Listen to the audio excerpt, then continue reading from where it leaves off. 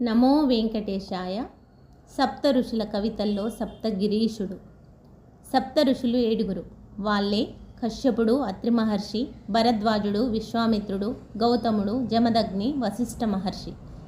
ఈ 7 మంది మహర్షులు 1, 2 కాదు, కొన్ని వేల యుగాలు తపస్సు చేశారు.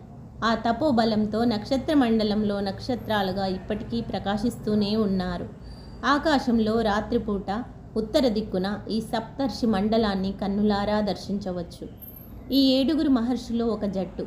ఎక్కడికి వెళ్ళినా అందరూ కలిసే వెళ్తారు. తీర్థయాత్రలకైనా సరే, లేదా ఏ లోకాలకైనా సరే కలిసికట్టుగా వెళ్తుంటారు. వింతలు విశేషాలు చూస్తూ పరస్పరం చెప్పుకుంటూ చర్చించుకుంటూ ఆనందిస్తుంటారు. వారి సంచారంలో, వారి యాత్రలో, వారి చర్చలో లోక కళ్యాణకారకాలైనవి ఎన్నో ఉంటాయి. నక్షత్ర మండలంలో ముక్కు మూసుకొని తపస్సులో మునిగి ఉన్న వీళ్లకు కాలచక్రం ఎంత తిరిగిందో తెలియదు. ఏ యుగం గడుస్తున్నదో కూడా వారికి తెలియదంటే ఆశ్చర్యం లేదు. కొన్ని వేల ఏళ్ల తర్వాత తపస్సుల నుంచి తేరుకున్న ఈ సప్త ఋషులు కొన్ని రోజులు అలా తిరిగొద్దాం అనుకున్నారు. ఎక్కడో ఎందుకు, ముందు వైకుంఠానికి వెళ్దాం, ఆ తర్వాత కైలాసం వెళ్ళాలి అనుకున్నారు. అనుకున్నదే తడవు అందరూ సరే అంటే సరే అని కూలబలుకున్నారు. ఇంకేం, తపోబలం ఉన్నవారు కదా.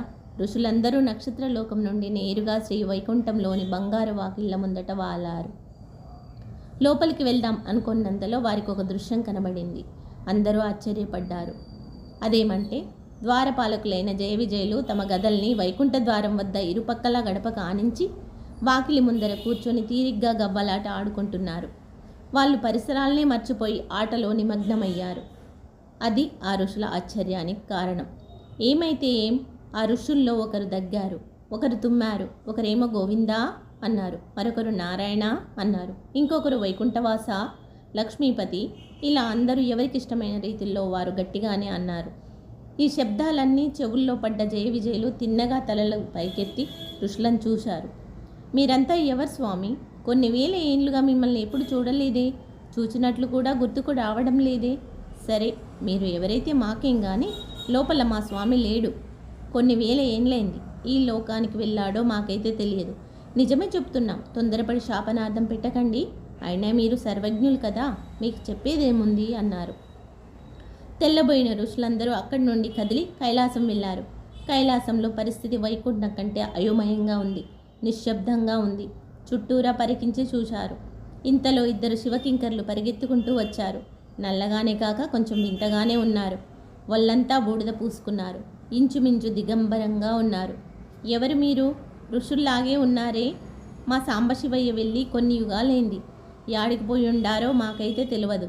శివయ్యతో పాటు బసవన్న, గణపయ్య, కుమారయ్య అందరూ పోయిండ్రు.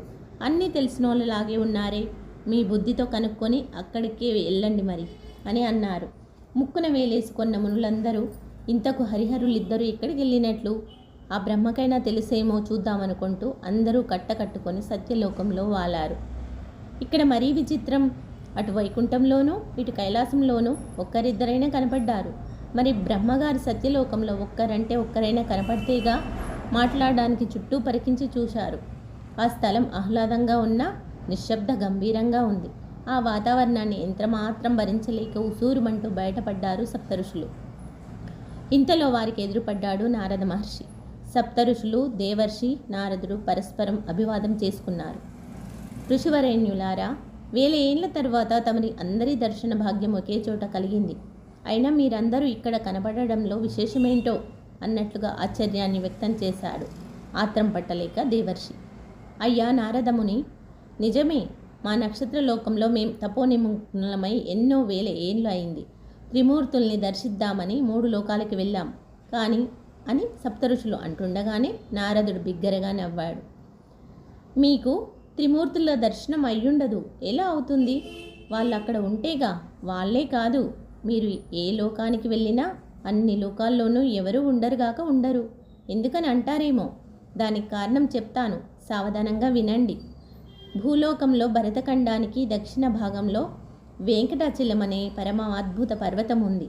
ముల్లోకాల్లోనూ దాని మహిమలు అనంతం, అప్రమేయం. అక్కడ ఆ దివ్య శిఖరాలపైన శ్రీ వైకుంఠపతి శ్రీమన్నారాయణుడు వెంకటపతిగా వేంచేసి ఉన్న విషయం మీకందరికీ తెలిసిన సంగతే. ఆ భక్తవత్సలుడికి బ్రహ్మదేవుని ఆధ్వర్యంలో అంగరంగ వైభవంగా ఘనంగా బ్రహ్మోత్సవాల పేరిట 10 నాళ్ల పాటు వేడుకలు జరుగుతున్నాయి.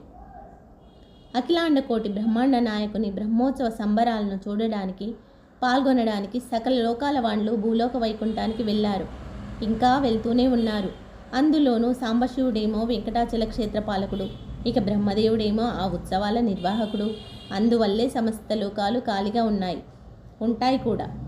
అయినా మీ పరిసరాల్లో ఏం జరుగుతుందో ఏమాత్రం తెలుసుకోకుండా ముక్కు మూసుకొని మీ లోకంలో మీరుంటే ఎలా? అది సరే, తిరుమల శ్రీవారి బ్రహ్మోత్సవాలకు రమ్మని ఈ వేళకే మీకు ఆహ్వానం అంది ఉండాలే. సరేలే, మనం మళ్ళీ త్వరలో సప్తగిరి శిఖరాల్లో బ్రహ్మ తిరునాళ్ళ సంబరంలో కలుసుకుందాం. నారాయణ నారాయణ అంటూ అదృశ్యమయ్యాడు నారద మహర్షి. అలాగా అనుకుంటూ 4 అడుగులు వేశారో లేదో సప్త ఋషుల ఎదుట గరుడ భగవానుడు ప్రత్యక్షమయ్యాడు తిరుమలేశుని బ్రహ్మోత్సవ ఆహ్వాన పత్రంతో. మహర్షులారా, మీకోసం నక్షత్రమండంలో వెతికాను. ఆ తర్వాత ముల్లోకాలు తిరిగాను. ఇక్కడ మీ దర్శన భాగ్యం కలిగింది. ధన్యుణ్ణి. బ్రహ్మాండ నాయకుని బ్రహ్మోత్సవాలకు ఇదే మా ఆహ్వానం. అందరూ విచ్చేయండి అంటూ ఎంత వేగంగా వచ్చాడో అంతవడిగా రివ్వున ఎగిరిపోయాడు గరుత్మంతుడు. పక్షిరాజు పలికిన స్వాగతానికి సంబరపడ్డారు సప్తఋషులు. ఇక ఎందుకు ఆలస్యం? వెంకటాచలం వెళితే బ్రహ్మోత్సవాల వైభవాన్ని తిలకించవచ్చు. ముక్కోటి దేవతలందరినీ వాళ్ళ మొక్కులు అందుకుంటున్న ఆపద ముక్కుల వాణ్ణి దర్శించవచ్చు అనుకుంటూ భూలోక వైకుంఠానికి ప్రయాణం కట్టారు. వాళ్ళకి ఏ వాహనాలు అక్కర్లేదు. వారి సంకల్పమే సప్తగిరుల ధరకు చేర్చింది. సప్తగిరుల శోభ. అంతరిక్షం నుండి 7 కొండల అద్భుత తేజస్సును వీక్షిస్తూ చేతులెత్తి మొక్కారు. ఆ కొండల మధ్యలో వింత వింత కాంతులతో మహాద్భుతంగా మిరుమిట్లు గొలుపుతున్న బంగారు మేడ ఆనంద నిలయ విమాన శిఖరాన్ని ఆశ్చర్యంగా ఆనందంగా కన్నులారా చూస్తూ ఇన్నాళ్లకు కాదు ఇన్ని వేల ఏండ్లకు ఈ అవకాశం కలగడం తమ అదృష్టంగా భావించారు. ఆ మనులందరూ 7 కొండల్లో ఎటు చూసినా ఏ వైపు పరికించినా సందడే సంబరమే. కొండలంతటా కోలాహలమే. ఏమి ఈ క్షేత్ర వైభవం! ఏ కొద్ది మంది మాత్రమే వెళ్ళగలిగే ఎప్పుడూ నిశ్శబ్ద గంభీరంగా నిరామయంగా ఉండే శ్రీవైకుంఠ లోకం ఎక్కడ? దేవ దానవ మానవ యక్ష కిన్నెర గంధర్వాది సర్వలోకాల వాళ్లకు వారు వీరు అనకుండా భక్తుల ఆనంద సందోహంతో నిత్యము సందడిగా ఉండే భూలోక వైకుంఠము వెంకటాచల వైభవం ఎక్కడ? అహో, అదిగో బ్రహ్మచారులు, యతీశ్వరులు, యోగులు, మంత్రవేత్తలు, అవధూతలు, సన్యాసులు, గృహస్థులు, వానప్రస్థులు, బాలబాలికలు, కన్యలు, పుణ్యాంగనలు, పూర్వ సువాసినులు, బదిరులు, అధికారులు, పండితులు, పామరులు, చక్రవర్తులు, రాజ్యాధికారులు, ఇలా ఒక్కరా ఇద్దరా లక్షలాది మంది భక్తవరేణ్యుల గోవిందనామఘోషలతో, భజనలతో, నృత్యాలతో, ఆటపాటలతో, సంగీత నీరాజనాలతో, ఉపాసనలతో, దీపారాధనలతో, వింత వింత శోభలతో ప్రకాశిస్తున్న సప్తగిరుల సౌందర్యం ఏమని చెప్పేది? ఎంతని వర్ణించేది? ఇలా సప్త ఋషులు అనుభవిస్తూ ఎవరికి వారు తమలో తాము శ్రీ వెంకట పర్వత శోభను వైభవాన్ని పరిపరి విధాలుగా ఆనందంతో అనుభూతులను పొందారు. బ్రహ్మోత్సవాల వైభవం. శ్రీ వెంకటేశమతి సుందర మోహనాంగం శ్రీ భూమికాంతమరవింద దళాయతాక్షం ప్రాణప్రియం ప్రవిమల సత్కరుణాంబురాశిం బ్రహ్మేశవన్యమమృతం వరదం భజామి అంటూ మునులు ప్రార్థిస్తూ సాక్షాత్తు సాంబశివుని క్షేత్రపాలక పర్యవేక్షణలో చతుర్ముఖ బ్రహ్మదేవుని ఆధ్వర్యంలో సకల లోకవాసుల సమక్షంలో జరుగుతున్న అఖిలాండకోటి బ్రహ్మాండ నాయకుని బ్రహ్మోత్సవ తిరునాళ్లను మొదటి నుంచి చివరి వరకు కన్నులార వీక్షిస్తూ కొండల రాయుని కమ్మనైన దివ్య ప్రసాదాలను ఆస్వాదిస్తూ సంతృప్తిని పొందారు. శ్రీనివాస భగవాన్ని బ్రహ్మోత్సవాల ధ్వజారోహణం మొదలుకొని ప్రతిరోజు ఉదయం రాత్రి వరుసగా జరిగే పెద్దశేష, చిన్నశేష, హంస, సింహ, ముత్యపు పందిరి, కల్పవృక్షం, సర్వభూపాల, మోహిని అవతారం, గరుడ, హనుమ, గజ, సూర్యప్రభ, చంద్రప్రభ, స్వర్ణ రథోత్సవాల చివరగా అశ్వవాహనం ఇలా కన్నులారా దర్శించారు సప్తర్షులు. ఆ మరునాడు ఉదయం శ్రీ స్వామి పుష్కరంలో జరిగే చక్రస్నానంలో కూడా పాల్గొన్నారు. స్వామి పుష్కరిణీ స్నానం వెంకటేశ్వర దర్శనం మహాప్రసాద స్వీకారత్రయం త్రైలోక్య దుర్లభం. శ్రీ స్వామి పుష్కరిణి పుణ్యజలాలు దివ్యమైన ఔషధాలు. ఇక వెంకటేశ్వరుడేమో మృత్యు రోగాదులను పోగొట్టే అద్భుత వైద్యుడు. శ్రీ స్వామి పుష్కరిణి స్నానం, శ్రీ వెంకట భగవానుని దర్శనం, శ్రీ స్వామివారి ప్రసాదం స్వీకరించడం అనే ఈ 3 కార్యాలు పరమాద్భుతమైనవి. ఇవి ముల్లోకాల్లో ఎవరికీ ఒనగూడవు. అదృష్టం కొద్దీ మనకు సిద్ధించాయి అంటూ సప్త ఋషులు శ్రీ స్వామి పుష్కరిణి తీర్థంలో శ్రీ సుదర్శన చక్ర భగవాన్తో పాటు మునకలిడినారు. తదుపరి ఆనంద నిలయ గర్భాలయంలో ఘన వెంకటేశుని దివ్యమంగళమూర్తిని నిలువెల్ల కన్నులు చేసుకొని కన్నులార్పకుండా దర్శనం చేసుకున్నారు. బ్రహ్మోత్సవాలు ఘనంగా మంగళప్రదంగా పూర్తయిన తర్వాత శ్రీవారి మహామణి మండపంలో ఆస్థానం జరిగింది. ఉత్సవాలకు వచ్చిన భక్తులందరినీ అనుగ్రహించి వరాలను ఇచ్చాడు వెంకటపతి. ఆ సందర్భంలో సాంబ సదాశివుడు బ్రహ్మదేవుడు సప్త ఋషులను ఒక మాట అడిగారు. అఖిలాండ కోటి బ్రహ్మాండ నాయకుని బ్రహ్మోత్సవ సంబరాన్ని దర్శించారు కదా, శ్రీ కళ్యాణ వెంకటేశ్వరుని దర్శనం మీకు అందరికీ ఏ అనుభూతుల్ని కలిగించింది? శ్రీనివాస భగవానుడు ఒక్కడే అయినా ఒక్కొక్కరికి ఒక్కొక్క రకంగా దర్శనం ఇస్తాడు, దివ్యానుభూతులను అనుగ్రహిస్తాడు. ఎవరి దర్శనం వారిదే, ఎవరి అనుభూతి వారిదే. ఇది శ్రీ వెంకటేశ్వరుని భక్తులందరి అనుభవంలో ఉన్నది. అందువల్ల ఓ సప్త ఋషులారా, స్వామివారి దర్శనంలో మీ అనుభవాలను అనుభూతుల్ని ఒక్కొక్కరు ఒక్కొక్క శ్లోకంలో మాత్రమే చెప్పాలి. అయితే అందరూ ఒక నియామకం తప్పక పాటించాలి. అదేమంటే తమ తమ పేర్లలోని తొలి అక్షరంతో మాత్రమే శ్లోకాన్ని చెప్పాలి. చాలా సంక్షిప్తంగానూ ఉండాలి అని బ్రహ్మదేవుడు చెప్పి కూర్చున్నాడు. ఆనంద నిలయుని ఆనాటి కొలువులో 3,000,000 దేవతలు ఉన్నారు. అంతేకాదు దేవ దానవ యక్ష కిన్నెర కింపురుష మానవులు ఇలా ఎందరెందరో చెవులు రిక్కించి ఆత్రంగా ఆ ఋషులు ఏం చెప్తారో అని నిక్కి నిక్కి చూస్తున్నారు. సప్త ఋషుల కవితాగానం. సప్త ఋషులు లేచి నిలబడ్డారు. సప్తగిరీషుని సాష్టాంగ దండ ప్రణామాలు సమర్పించారు.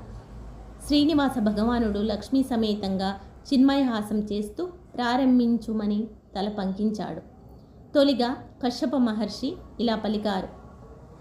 కాది హిమంత విద్యాయః ప్రాప్షేవ పరదేవతా కళౌ శ్రీ వెంకటేశాఖ్యా తామహం శరణం భజే.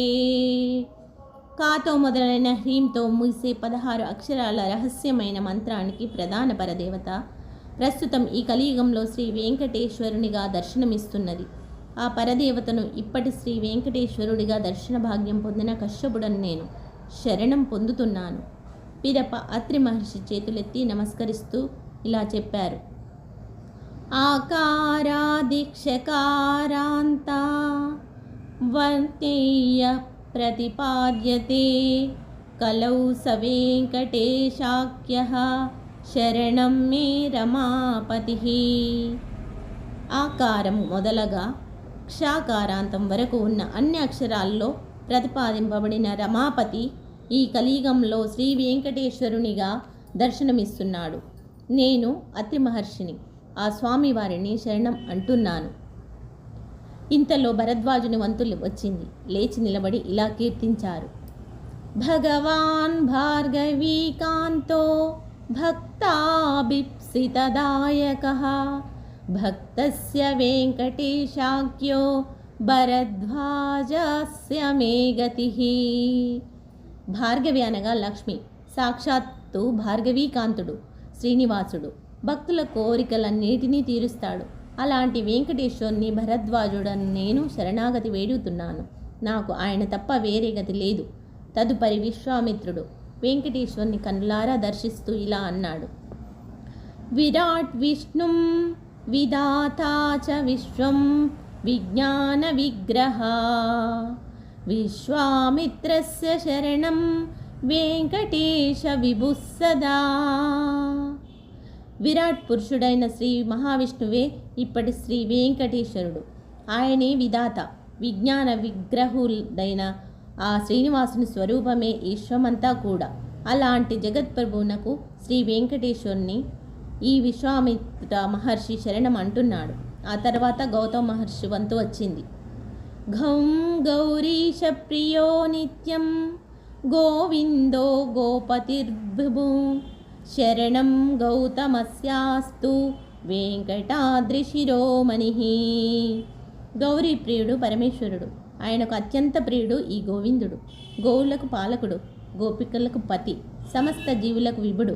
ఇన్ని విధాలుగా భాసిస్తూ ప్రస్తుతం వెంకటాద్రి శిరోమణిగా దర్శనమిస్తున్న శ్రీనివాస భగవాన్ని ఇదిగో ఈ గౌతముడు శరణం వేడుతున్నాడు. ఆ తర్వాతి వంతు జమదగ్నికి రాగా ఇలా స్తుతించారు. జగత్కర్త జగద్భంత జగత్కర్త జగన్మయః జమదగ్నిః ప్రపన్నస్య జీవేశో వెంకటేశ్వరః. సమస్త జగాలను నడిపిస్తున్న కర్త, భరిస్తున్న భారకుడు, ధరిస్తున్నవాడు కూడా ఆ స్వామి. ఇన్ని రకాలుగా భాసిస్తూ విశ్వవ్యాప్తకుడైన జగన్మయుడు, సకల జీవేశుడు అయిన వెంకటేశ్వరుని శరణం అంటున్నాడు ఈ జమదగ్ని. చివరగా వశిష్ఠ మహర్షి ఇలా పలికాడు. వస్తు విజ్ఞానమాత్రం యన్నిర్విశేషం శుభం చ సత్ తద్బ్రహ్మేవాహమన్వితి వెంకటేశం భజే సదా. ఆశ్రితులైన భక్తులకు సంపూర్ణంగా సర్వశుభాలను అనుగ్రహిస్తూ సాక్షాత్తు పరబ్రహ్మతత్వంగా ప్రకాశిస్తున్న శ్రీ వెంకటేశ్వర భగవానుణ్ణి ఈ వశిష్ఠ మహర్షి నిత్యము భజిస్తున్నాడు. ఈ శ్లోకాల శ్రవణంతో సభలోని బ్రహ్మాది దేవతలందరూ చప్పట్లు చర్చారు, చాలా మెచ్చుకొన్నారు. వెంటనే శ్రీ వెంకట భగవానుడు మందస్మిత వదనార విందంతో భక్తులందరినీ చూస్తూ సప్త ఋషులతో ఇలా అన్నాడు. మహర్షులారా, మీరు చేసిన ఈ స్తోత్రాలు చాలా మహిమాన్వితాలు.